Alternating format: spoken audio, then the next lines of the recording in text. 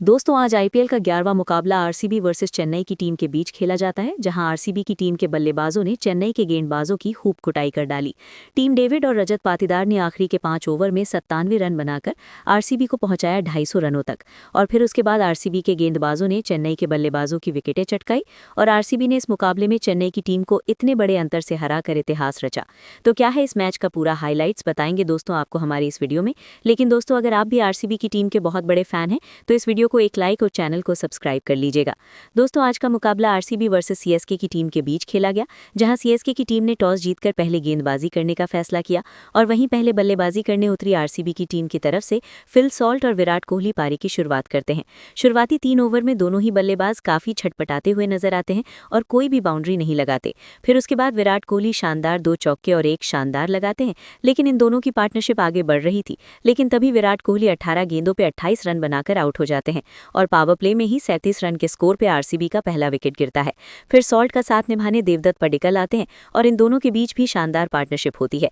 विराट कोहली के आउट होने के बाद सॉल्ट एक छोर पे ताबड़तोड़ अंदाज में बल्लेबाजी करने लगे थे, दूसरे छोर पर देवदत्त पडिक्कल थोड़ी सी धीमी बल्लेबाजी कर रहे।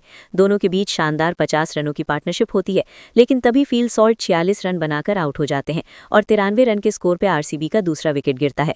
फिर उसके बाद देवदत्त पडिक्कल का साथ निभाने रजत पाटीदार आते हैं और इन दोनों के बीच बेहतरीन पार्टनरशिप होती है।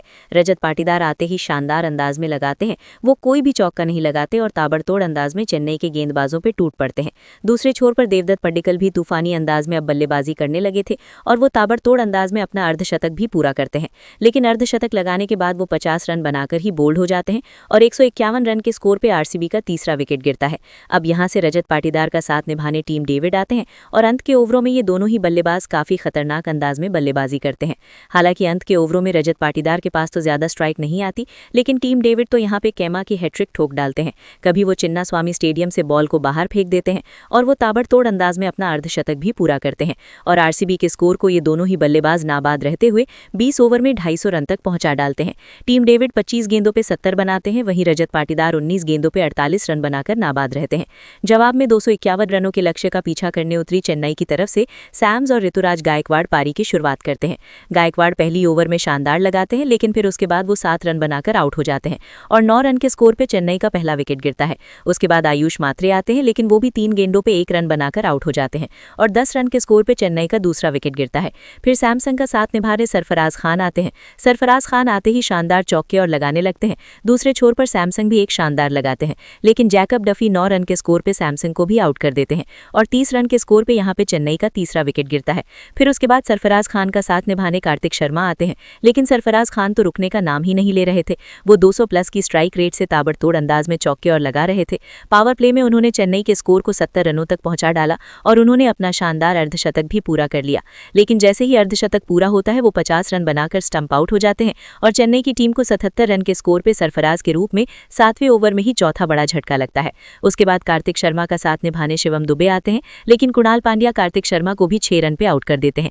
वहीं शिवम दुबे का साथ निभाने अब प्रशांत वीर आते हैं। शिवम दुबे शानदार 2 चौके और 1 लगाते हैं, लेकिन तभी वो भी 13 गेंदों पे 18 रन बनाकर आउट हो जाते हैं और 108 रन के स्कोर पे 10वें ओवर में ही चेन्नई का छठा विकेट गिरता है।